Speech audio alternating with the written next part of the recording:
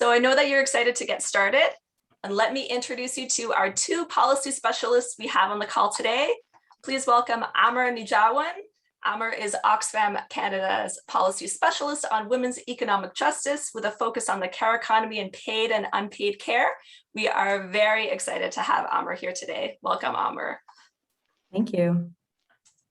And secondly, we have our resident expert on climate policy, Anya, whose formal title here at Oxfam is Climate Policy and Natural Resources Specialist. Anya works on climate justice and impact assessment. Please welcome Anya Knechtel. And with that, I will pass things over to Amar. Take it away, Amar. Thanks so much, Lydia, for your introduction. And hi, good afternoon, everybody. So happy to be here with you all, and I'm really looking forward to interviewing and facilitating a discussion with Anya, who's such a specialist and has a wealth of knowledge on this topic. So just before we dive in, I'm just going to kind of give a bit of the format for the next hour. We're going to try and make this, as sort of informal and informed as a conversation as we can. So I'm going to interview Anya and ask her some questions about this topic. And then in that presentation, we'll also have a chance to sort of go over our gender and climate justice toolkit a little bit. At the end of our session, we have a dedicated time for questions and answers. So if you have questions that you would like to pose to Anya or myself throughout the presentation, please put them in the chat box or hang on to your thoughts and send it to us at the end of the session. And we'll have some time to go through and have a bit of a conversation with you all. So with that being said, I'll jump right in. So Anya, how are you doing today? I'm doing well. Thanks everyone for being here. I really appreciate all the attention that people have for this topic. So thanks for joining us.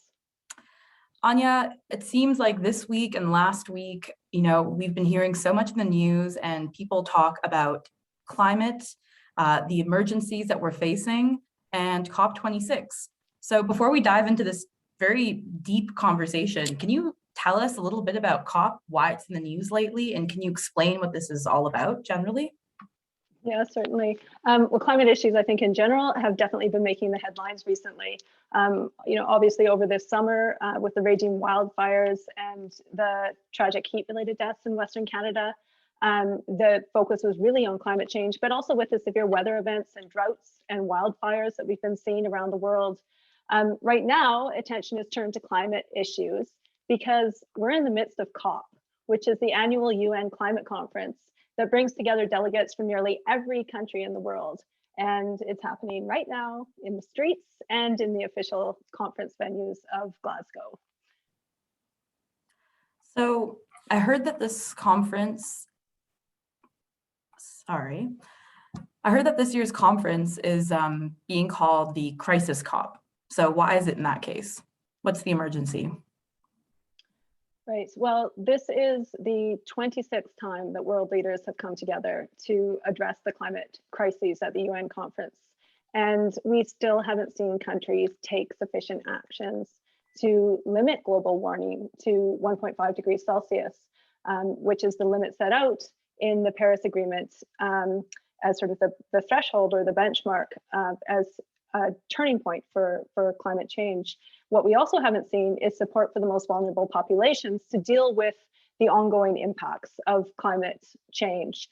At this stage, scientists are warning that we need to slash global emissions by about 45% in the next 9 years to avoid catastrophic climate change.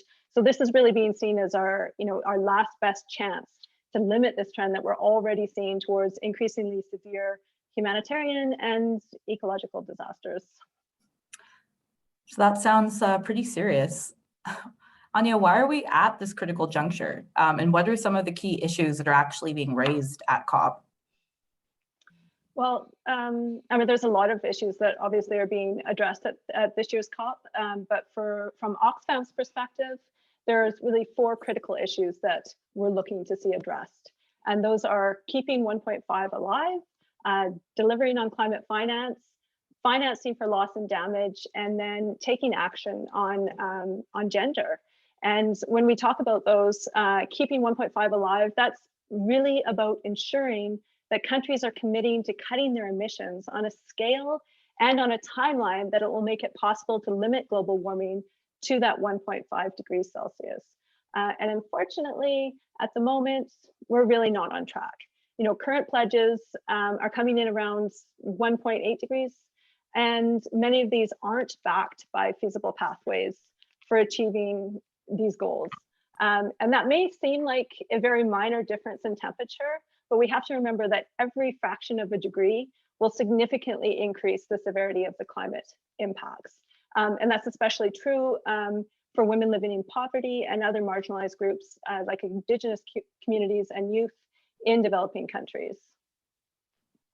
Secondly, in terms of delivering on climate finance, you know, this is a major issue for developing countries, as climate finance is basically something that's provided by Canada and other developed nations to support countries in the global south to reduce their emissions, and that's referred to as mitigation, as well as to assist vulnerable communities in adapting to the effects of climate change.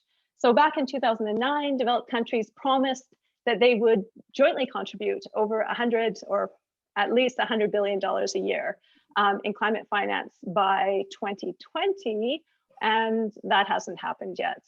You know, in 2019 alone, we saw a $20 billion shortfall in that funding. And now they're saying that that's not going to happen until 2023. And, you know, really we can measure the cost of that delay in lost opportunities to help people survive, to help people cope with the impacts of climate change. So in addition to addressing that shortfall, developing countries are really looking for greater financing for adaptation and more grants-based funding, so that developing countries and ultimately individuals and families, and aren't pushed further into debt in their effort to respond to this crisis.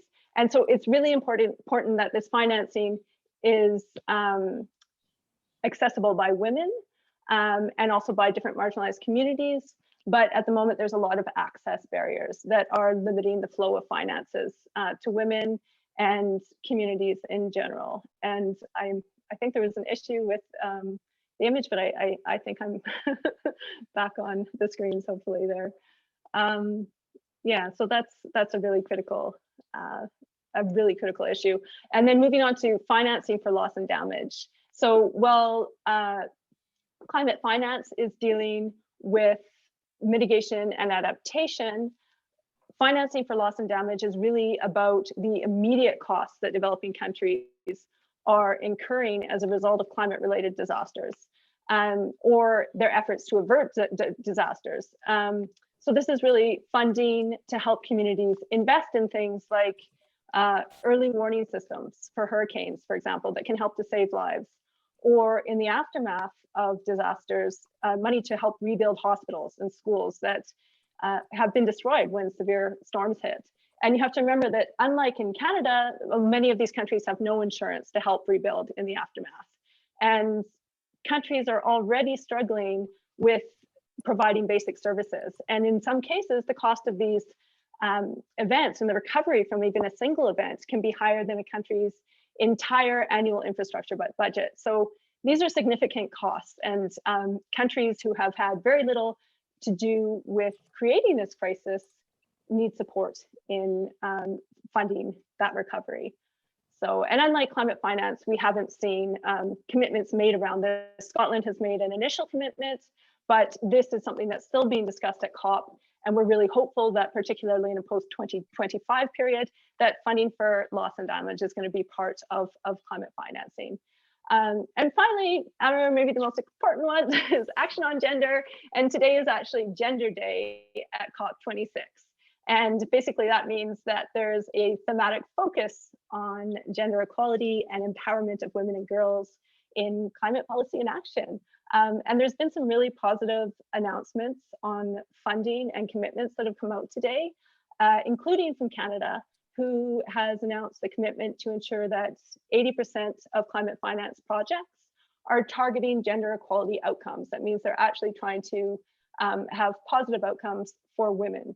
And that's in line with Canada's Feminist International Assistance Policy, which is great, but what we want to see is gender to be systematically addressed in all of these thematic negotiations, from climate finance to loss and damage, and across the board. So we see right now that gender integration in policies and in reporting, it's often appearing as sort of a possible or a recommended policy action, or whenever relevant. And, you know, quite frankly, as far as we're aware, there is no country and there is no time when gender is not a relevant issue. Totally true, Anya, and thanks for laying out those issues, you know, so well and in such detail. One thing I'm noticing is that you're using both the terms climate action and climate justice. So what's the difference between when we speak about climate action versus action or versus climate justice? And how does this actually relate to what's going on at COP this year? Sure. So from my perspective, when we're talking about climate justice, it really entails two things. First, it's important to recognize that, well, climate change is a global issue, and it's something that all countries and, you know, really, quite frankly, all individuals need to take action on. The responsibility for this crisis is not shared equally. And we see that countries such as Canada have a far greater responsibility for this crisis because of our carbon intensive industries, and also our lifestyles have pumped more greenhouse gas emissions into the atmosphere. Whereas people who've done, you know, very little to contribute to the crisis are often experiencing the worst impacts. And certainly, you know, the majority of women and girls in the global south have seen little to no benefit from industries and activities that are driving climate change. And in fact, often they suffer some very negative impacts from, you know, extractive projects, oil and gas projects, that type of thing. So, and then, you know, secondly, and related to this, climate justice is really about ensuring that climate policies and actions are inclusive, and that women, LGBTQ+ people, youth, Indigenous people, disabled and otherwise marginalized groups are able to participate in the decisions, and that they're having their needs addressed. So this is the key elements of climate justice, I would say. And it's really been a challenge, particularly at this COP, given all of the issues around COVID and the lack of vaccines that many countries are facing, because there hasn't been a push to provide countries with vaccine. There's a lot of people who, first of all, weren't able to come to the conference. And then secondly, there's a lot of people who have just been shut out of the negotiations, particularly from civil society or activists who are attending that conference. They haven't been able to have the normal access that they would in a period where we're not dealing with COVID. And so this has certainly been true for women who are underrepresented at COP in general. And it's even worse just in terms of different diverse groups when we look at Indigenous women, for example, trying to access these negotiations and have their voices heard. And it really seems like, you know, gender equality and climate justice are, you know, extremely intertwined, and that you can't really, you know, climate justice can really only be achieved if we're talking about inequalities that women experience, and supporting women's empowerment really so that they can deal with the risks of climate change. But Anya, can you go into a bit of detail to talk about why are women and girls facing this heightened vulnerability to climate change in the first place when we're talking about this connection? Right. Well, I think if you can think of it, it's similar to the pandemic in the sense that, well, climate change is affecting everyone. You know, its impacts are not experienced equally. And we can think of the mantra we've heard quite often during COVID-19 is that we're all in the same storm, but we're not on the same boat.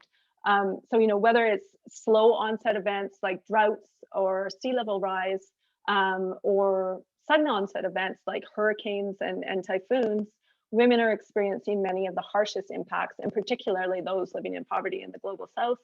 And you know, because of gender inequalities, women and girls typically have fewer resources, less legal recourses, less things, you know, basic things like land tenure, that type of thing, that could actually help them to adapt to climate change. And this really increases their vulnerability to climate-related risks and crises. And so we see that, climate change is threatening women and girls' well-being and livelihoods in many ways. But to give you an example of some of the key issues that we're seeing, first of all, we're seeing that climate change is really pushing more women and their families into poverty and hunger. To give you an example of that, last year in the dry corridor region of Central America, where Oxfam's been working, there were communities throughout that region that had already been heavily affected by drought, being fueled by climate change, as well as by COVID-19. And then they were hit by two successive hurricanes. That was Hurricanes Ida and Iota. And those storms, they destroyed crops, they destroyed livestock, they destroyed homes throughout the dry corridor. And ultimately, they pushed over 60% of households in the region deeper into poverty and hunger. And we certainly saw female-headed households and Indigenous people being particularly affected. And Oxfam was on the ground to support women and their families in the aftermath of those disasters. And we are still working to help women to shift into more climate resilient livelihoods, looking at things like more climate resilient agricultural practices and trying to diversify their economic activities as they're trying to recover. But these events have really significant consequences for women. Another issue, Amar, is that we're really seeing that the climate crisis is acting as an amplifier of other humanitarian disasters, particularly those related to conflict. And in fact, there are a lot of conflicts that are being either triggered or prolonged by climate change, in the sense that it's driving scarcity around natural resources, or on issues in terms of access to arable farmland or water resources. And we're seeing this right now, for example, in Afghanistan, where on top of the political situation, there's a severe drought ongoing in the country, and that's also contributing to serious food insecurity. At the moment, there's about 22 million people who are at risk of severe hunger. And given the repressive regime, women in particular are having a harder time accessing those limited food resources. And so in that way, we start to see how climate change can serve to amplify crisis, and particularly for women. And we're seeing this globally. Climate change is now one of the major drivers of internal displacement and migration. We see this in the migrant caravans coming into the US from Latin America. It's really fueling that conflict, fueling hunger, and forcing tens of thousands of people from their homes each year. So, and another major one, Amar, is that climate change is really increasing the risk of gender-based violence for women. This is happening for a number of reasons. Well, first of all, in terms of this displacement, when women are forced into emergency shelters or displaced persons camps, they're just at a higher risk of experience sexual violence. And the other area where we're really seeing this is around land defenders. So these are people who are trying to protect the environmental integrity of their lands, of their homelands. And this past year in 2020, there were 227 human rights and land defenders killed around the world. And at the same time, women, in addition to being involved in that violence, are also subject to gender-based violence and intimidation just as they're trying to defend their lands. And this is particularly the case for Indigenous women who are dealing with this persecution and violence while they're trying to protect their territories, which is really tragic. We do see, obviously, some really wonderful success stories. The Waorani people, for example, in Ecuador, in 2019, won a major landmark ruling that has prevented the Ecuadorian government from auctioning off about 500,000 acres of their territory in the Amazon for oil and gas exploration. So there are certainly success stories, but there's also serious consequences to the work that they're doing. Yeah, it seems like it. Yeah, it's certainly it's it's heartbreaking and it's tragic. And their voices also, again, need to be heard loudly and strongly at COP and be incorporated into the climate solutions that we're seeing. And then another one, Amar, and I know that this is an issue that you've worked on so much depth, so you're probably in a better position to speak to me about, or to speak to what you've been seeing, is that climate change is really increasing women's care responsibilities. But I think you probably have some better examples than me of how that's occurring.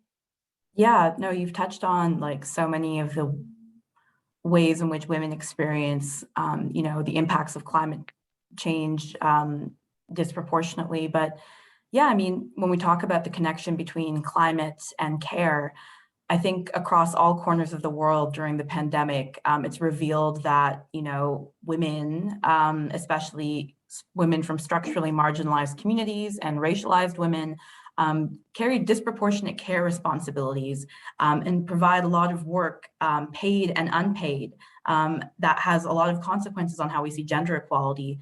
You know, COVID has really highlighted how essential care work is to our economy, our health and survival. And the idea that we're kind of in this, or have been in this economic shutdown, is a bit of a misnomer when you think about how huge amounts of care work are still being conducted and are forcing many, mainly women, to work overtime at home as, you know, teachers, as cleaners, as cooks, as nurses, and providing elder care within their household. And when you're connecting those sort of care responsibilities to the macro level, none of this work that's done at, you know, to sort of sustain our societies is really captured in mainstream indicators of you know, economic growth like the GDP. And then also we're talking about how, you know, care economies around the world are flourishing because of, you know, demand, and because of the fact that we're having a growing older population and that disasters are hitting, and the need to care through paid care work like hospitals, early childhood educators, childcare workers, domestic workers, cleaners, you know, the need for that kind of work is building up. So how do we create, you know, fair and equal working conditions for those who work in the paid care economy? So, you know, we always talk about how this is such a big barrier to gender equality worldwide. And in the context of climate change, you know, as we mentioned, the onset of disasters and risks, the responsibility for the aftercare of these disasters often falls on women and girls in the household. And this you know, causes an increase in care responsibilities across contexts. And then again, institutionally in lower income countries, you know, when care infrastructure like schools or hospitals or daycare are destroyed by disasters, they're often not built back at the same rates of need in communities as well. So there's a really big sort of connection between how can we, you know, address the sort of disproportionate care responsibilities when we're building, you know, climate policy. And Anya, do you have any ideas about how we can sort of, or things that you've come across, how do you address these like care needs when we're talking about climate policy? I think, you know, Amar, it comes back maybe to some of the same approaches that we need across the board on these issues, but really a lot of this is coming down to ensuring that women's voices and women's priorities are being heard, and also that they're directly engaged in making decisions around this, because quite often we have women are, or the importance of them and the prioritization of them isn't adequately addressed in solutions. And also what we see is that there's quite often a lot of lip service to these. They'll be written up in national climate policies, for example. But the funding or the technical capacity or the political will isn't there to see those programs or policies that have been spoken to actually be carried out on the ground. So, you know, there's both within care and other areas, I think, you know, one of the most important things would really be to ensure that there's a commitment to creating a flow of gender just climate finance. And that's really because, you know, access to funding is so critical in terms of undertaking these initiatives, whether it's care, whether it's helping women to diversify their economic activities, to engage in, you know, the expanding green economy around renewable energy, whether it's community or larger systems that they're taking roles in. and really, just to ensure that those policies are not only in place, but that there's action being taken to see those implemented on the ground. So, for example, as you're speaking to the recovery from these severe storms, we're speaking to issues of financing for loss and damage. All of these things need to come together. And this is why gender is such a cross-cutting issue. And we need to see more resources being channeled to women at the local level, through providing funding to women's rights organizations or other NGOs that are working on the ground, who are actually doing some very localized climate solutions that can help to understand, they can understand better what's going on in those local communities, what the specific needs are, what solutions are appropriate. And at the moment, there's not enough of the funding that is going to these groups, that is going to these local strategies. So that's something that I'd say is really important. But just honestly, across the board, advancing a rights-based feminist approach in work on climate change, working to remove the barriers and the inequalities that are amplifying risks that women face, and not just through climate initiatives like you spoke to. It's about building women's resilience on all levels. That's really key to advancing climate justice. Definitely.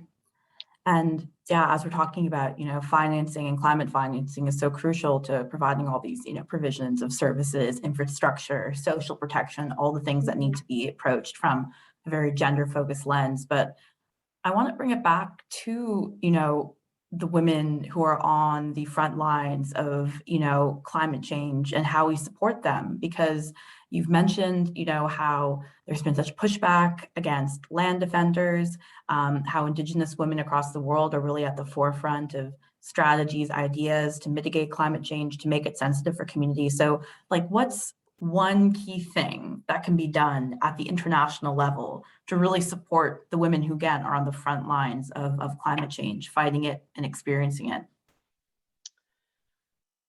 In terms of international work and for example, the negotiations that are going on at COP, there's a lot of initiatives that are trying to close this gap on gender actions, whether it's financing or engagement in policies, that type of thing. But I feel like one of the most critical aspects here is that we need to be helping to build the capacity of women's rights organizations, but also empower women to have the confidence, to have the skills, to have the access to funding, to programs that are going to help them to build resilience. And part of that is ensuring that women are able to access these decision-making roles. That's, I think, really critically important. And we need to see governments prioritizing gender issues. It was very positive today to hear the announcements at the headline event on Gender Day that countries are stepping up to recognize gender issues as being critical, and providing increased commitments. But those need to be acted on, and we need to see these programs being implemented on the ground, and we need to be supporting those initiatives. And that's a lot of the work that Oxfam has been doing around climate change, both Oxfam Canada and our affiliates across the Confederation. So. Well, yeah, that goes into my next question. I mean, what has Oxfam been doing specifically to fight for climate justice, from this gendered lens specifically? Right. Well, I can speak to both Oxfam Canada and then the Confederacy more broadly. In terms of our work, in terms of our international program work, obviously we do a lot of work on women's empowerment, and as we've discussed, just strengthening women's economic well-being and strengthening their access to health, sexual health and reproductive rights. All these things are actually critical to helping build resilience. So across the board, the work that we're doing to strengthen women's empowerment, to promote gender equity are important, but also strengthening the capacity, again, as I've mentioned, of women's rights organizations to help facilitate women's involvement in decisions around climate change, and also the work that we're doing in responding to humanitarian situations when climate-related disasters strike. All of that work is really important. But what we're doing increasingly, that as we're developing programs and coming up with new programming areas, is that we're really trying to recognize that climate-related risks need to be addressed across programming. And so we're working very hard to introduce strategies to help strengthen climate resilience, whether we're dealing with issues of food security or care. We need to consider how climate is and how it will be affecting in the longer term the success of these projects, and trying to build in strategies to make them more sustainable in terms of their impacts. This is something that we can either fall into by default because climate change is increasingly affecting communities across the globe, or we can proactively address these climate-related risks across our programming, and we're certainly trying to do the latter. So then in terms of the work that our team has been doing, the policy team, we've really been working a lot on advocating for climate finance, and also pushing for stronger actions on climate, both in Canada and internationally. We do this both through our own direct work, as well as working collaboratively with allies, including members of the Climate Action Network, as we call for these stronger actions. And we're seeing successes in the work that we're doing. This past year, Canada doubled its climate finance contribution to 5.3 billion over 5 years. It's still not as high as we would like to see it, but it was a significant step up. And recently at COP, they also announced that they're going to be ending financing for animated fossil fuel projects internationally, and that's major. For two reasons really. It's going to free up funding to support the transition to the green economy, which is really key. But also, again, these extractive projects have major implications for women, and it's great to see Canada stepping up to end that financing. Another area that we've been really working on, and we're building up in the work that we're doing, is around just transition. We've contributed to NRCan's consultations on just transition. And so even though a lot of the work that we've talked about today relates to the international work that we do, we're also focused on climate issues domestically. And in that work, we're calling for an inclusive transition that helps to build pathways that support equal opportunities for women, for Two-Spirit, LGBTQ+ people, for racialized communities, for Indigenous people, making sure that they're part of not only defining what these pathways are going to look like, but they're also benefiting from these transitions to the net zero economy. And that also that human rights are being upheld across all activities as we're working our way through this transition. And that comes into play in things like how are communities affected in the extraction of critical minerals that are being used increasingly in the transition to renewables with batteries and that type of thing. So that covers a lot, but we're also really proud of a toolkit that we've just launched. We've just recently launched our Gender and Climate Toolkit, which is aimed at Canadian organizations and activists. And this is really an opportunity for us to help build capacity more broadly for advancing this inclusive feminist approach to climate justice and advocacy. And even if organizations' primary purpose isn't to advance gender equality, they can still apply an intersectional gender lens in their analysis to dive down deeper and better address the needs of diverse communities and think through the implications of their policy asks with a stronger eye to equity and to human rights. So this toolkit, and Lydia, perhaps you can pop a picture up of it so people just have a sense. And if you would also be able to drop the link into the chat. So, oh, you've already done that. Thank you. So that people have a chance to take a look at this resource. It also really emphasizes collaboration and enabling sort of the participation of diverse voices in policy and decision making. And again, working to ensure that the benefits of climate policies, like those that we're aiming for in a just transition, are inclusive rather than replicating existing discrimination or the exclusions that we currently see in our economy. So that's sort of a broad overview of the work that we're doing.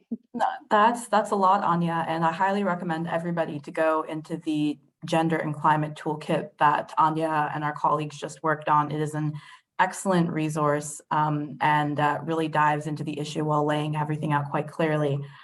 We want to jump to our question and answer period pretty soon, but I have a final question for Anya to quickly wrap everything up. You know, so encouraged to hear about everything that this advocacy is doing, all the increased commitments, the sort of collective movement and action around climate justice globally, but you have painted a pretty bleak picture for our future. So, I mean, given everything that we're seeing, like, do you see hope in this situation? Where do you see this going? And yeah, I don't want to be the the bearer of bad news here. Obviously, there are a lot of women who are in crisis, but there are also, you know, Amar, there's really amazing examples of women and girls who are leading and mobilizing around initiatives to fight climate change. And we're seeing this on all levels, you know, from community-based actions right up to the global climate negotiations. If you saw any of the footage from the marches at COP26, you'll see that there are so many young women in particular from every walk of life who are turning out to call for climate justice, to call for stronger climate actions. And this is so encouraging. But then, you know, we're looking deeper into the work that we're doing. You see great examples of positive changes as well. You know, in Guatemala, we're working with women on agroforestry projects that are helping to restore degraded land and at the same time supporting traditional food crops and other income generating activities. And that work is really strengthening their resilience to crises in general on many levels, but also strengthening, obviously, their participation in these key decisions around addressing climate change. So that's really, really positive. And, you know, we're increasingly seeing that in countries, particularly developing countries who are working to ensure that climate strategies and finances are going to projects that do support gender just solutions. You know, for example, in Tanzania, there's women's rights organizations and NGOs that have set up a national gender and climate coalition to help them better engage with government officials on these issues.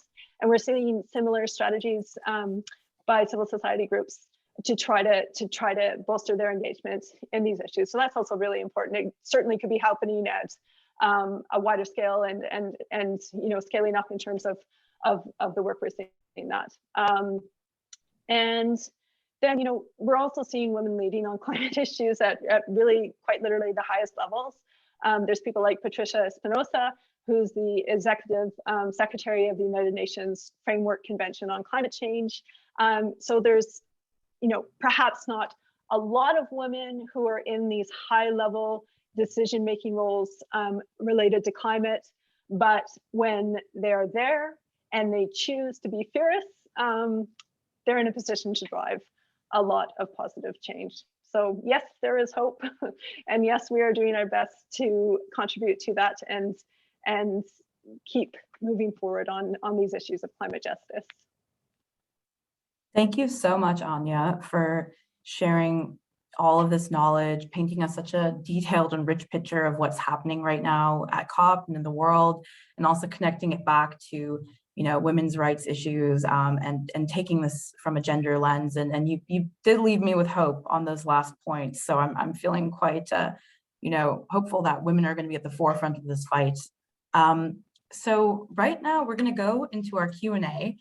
We have about 10-ish, 12 minutes, about 15 minutes, let's say, to go through all these questions. So I'm going through the chat right now, and Anya, I'm just gonna, would you prefer if I did them to you like one by one, or do you want me to give like 3 and then you can answer them in a group? How would you prefer it?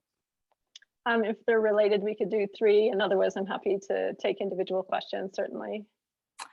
Okay, so one question that we have, I think this is in relation to when you started the conversation and you're talking about some of the priority areas that were, identified at COP. We have a question from Jacqueline that says, were these priority areas defined by Oxfam? Are they shared amongst other NGOs? How have they actually been received at COP if they didn't actually come from the governments themselves? Or so maybe you can talk a little bit about like allyship at COP and how these like priorities around climate justice are come together if they don't come from governments. Yeah, so a lot of the issues are the 4 issues that I spoke to. These are actually very high level policy issues that are being discussed at COP. And these are issues that Oxfam has identified as being our key areas of work. In addition to the ones I spoke to, we're also very active in terms of the discussions around food security and sustainable farming, these types of things that are going on. But there are many groups who are mobilizing around specific issues. And Oxfam, for us, it relates to the work that we're doing and the priorities that we hold as a confederation, but also as Oxfam Canada, and where we see the most potential to drive forward positive transformative change, particularly around these issues of gender equality and climate justice. But we're also working very closely with our allies in the climate movement. There's the Climate Action Network, who Oxfam Canada is a member of. We work with different NGOs and CSOs across Canada who are working on climate issues. We are also working with different networks of other organizations who are working on gender issues. There's very strong groups like the Women and Gender Constituency that are putting forward a lot of recommendations around climate finance. Those recommendations align very strongly with what Oxfam is calling for. We're obviously working with our partners also in the field and trying to reflect their needs back into the policy work that we're doing. One of the delegates that Oxfam brought as part of our delegation was a woman, small farmer from Uganda. And she has been able to bring forward the concerns of her community into this space, into this policy space. And Oxfam is supporting her to do that and to help her move forward with her voice being heard in those discussions. So yes, we're part of a broader collective of organizations who are working on these similar issues. Unfortunately, these demands are made and made and made. And the process is gradual, but I would say that these demands are being heard, and we see that as government negotiators are forced to address these issues with greater urgency and greater concern, because groups like Oxfam, as well as groups like Climate Action Network, are creating that social space, the legitimacy around these issues to be put forward and proving and showing to their governments, demonstrating that there's political backing, there's popular support for these ideas, and that's really important. So. Yeah, for sure. It's so evident from COP, but also just how we see sort of the broader narratives around climate change and climate justice evolve over the years, the power of civil society and social movements really, putting these words and language in the mouth of decision makers to make, take action on some of these commitments that are made, and also holding these decision makers accountable. That's one big thing. We hear a lot of commitments and big, bold announcements always made at these forums, but it's groups like Oxfam and other groups, organizations we work with that follow up and look at the quality and implementation of this kind of work. Kind of building off of that, and I have 2 questions that I'm kind of collapse to each other, maybe talking about this like political will and political change. What are some of the underlying systems change that need to take place for a lot of these actions to occur? So one question we have is, how important is political systems change in doing this?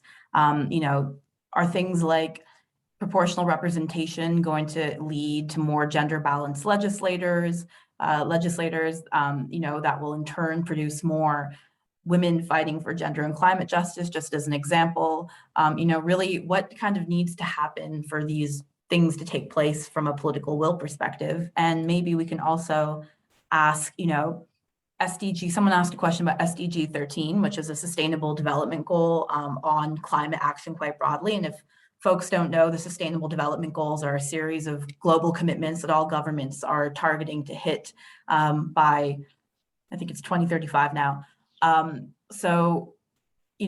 How do governments, how do communities get to achieve, the Sustainable Development Goals? What political systems need to change to happen? And, how is Oxfam planning to work on it? Just a simple set of questions for you, Anya.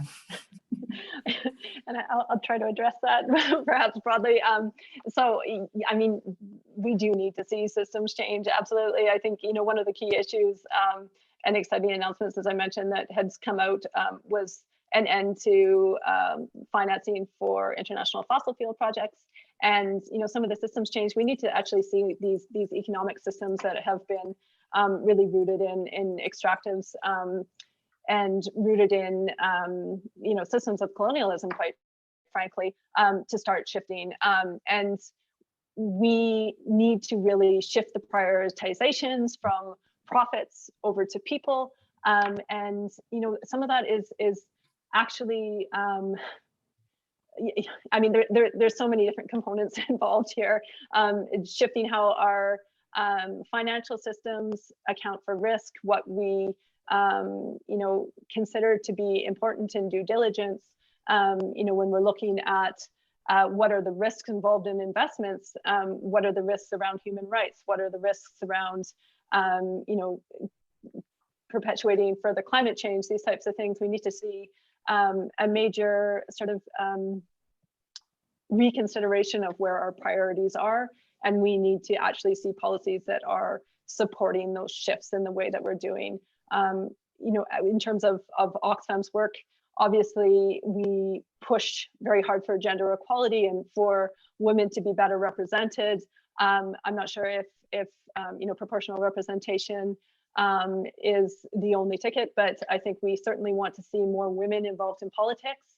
And this comes back to care work, is what are some of those barriers to enabling women to do that? How can we support women in the roles that they want to take on?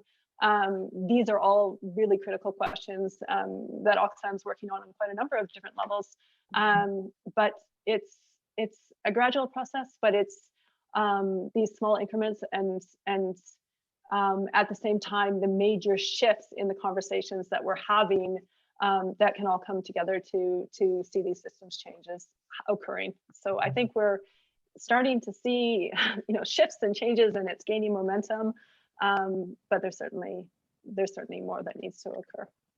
There's always more that needs to do. And I think I'll pose you a final set of questions, Anya, around again a little bit more about Oxfam's work and what we do around this. I think one of the questions that we got was, does our work always mean advocacy? Does Oxfam mainly do advocacy? But as you mentioned in the presentation, advocacy is one component of our larger strategy to address this work, which involves, programmatic interventions, which involves research, which involves, working with communities themselves. So given that kind of context, I think I want to wrap it up asking by, this funding that we ask our supporters for, that goes to the organization, how sustainable are, these, how sustainable is our work, and where does our funding go? And maybe just outlining a little bit more about, the question I asked earlier, is that how does Oxfam, work towards addressing climate justice, and what are some of the impacts that we're seeing, and how sustainable is it? Mm-hmm. Maybe you can talk a bit well, more Lydia, about I the, have to admit, might be able to speak yeah. to more the specifics about where all the funding goes, and I wish I could report on that more in a more detailed way. But you know, I'd broadly say that our work is multifaceted, and we're trying to approach this from multiple different levels. So obviously, Amar, you and I, in terms of being members of the advocacy or the policy team, that's really the angle that we're coming at it from.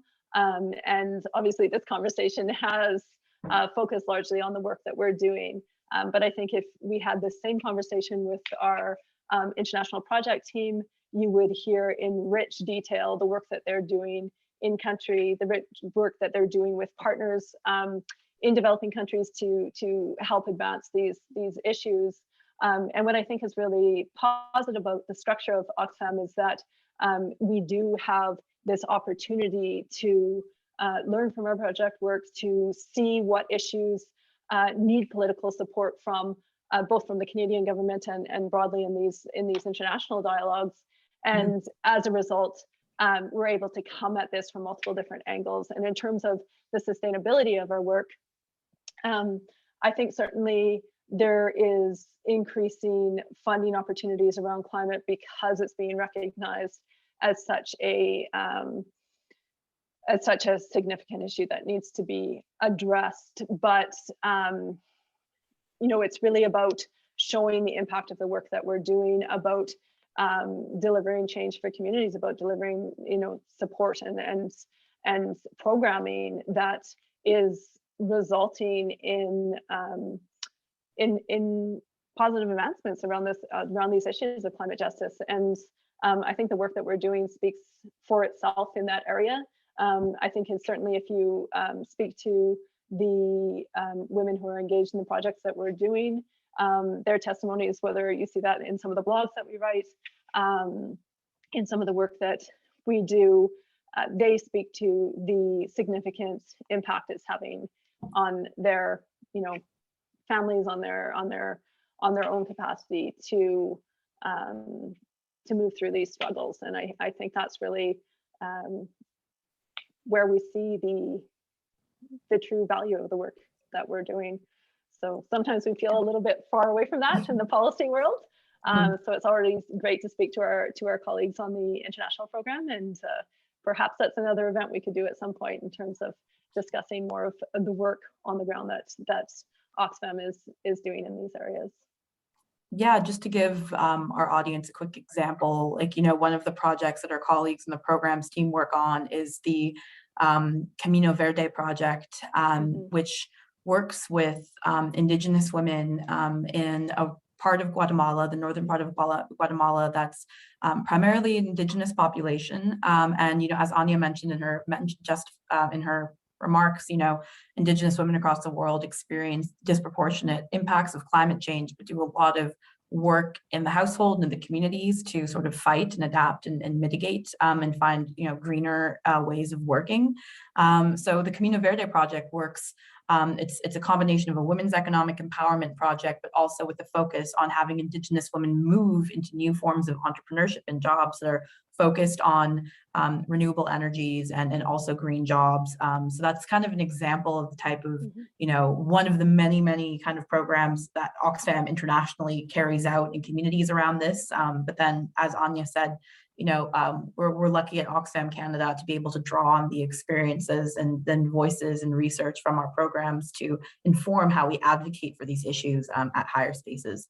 But I just want to sort of end it there and thank you everybody for joining us. And thank you so much, Anya, for sharing all of your knowledge on this topic. And I'll pass it back over to Lydia to close us all out.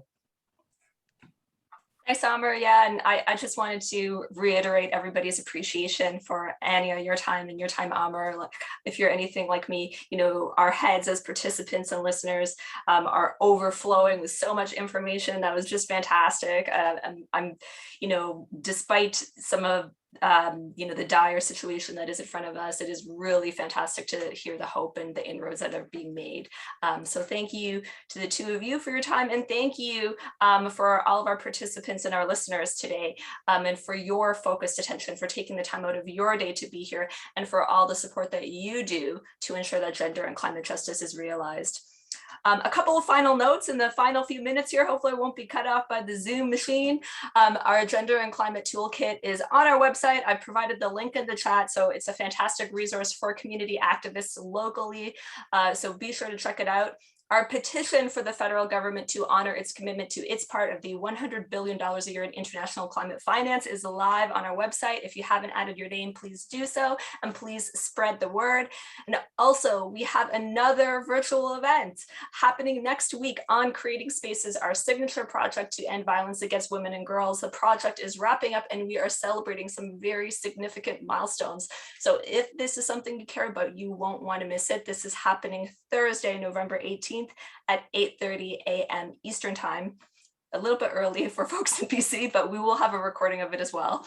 And lastly, if you have questions about today, questions that we weren't able to answer, ideas, thoughts, feedbacks, anything at all, you know, our two policy specialists on climate justice are ready for you, and please reach out to me and I can facilitate answers to those things, getting them to you right away, and perhaps we can even go a little bit deeper if that's something that you wish. So that's it, everybody. Thank you again. Heartfelt thanks. We will see you next time, and bye for now.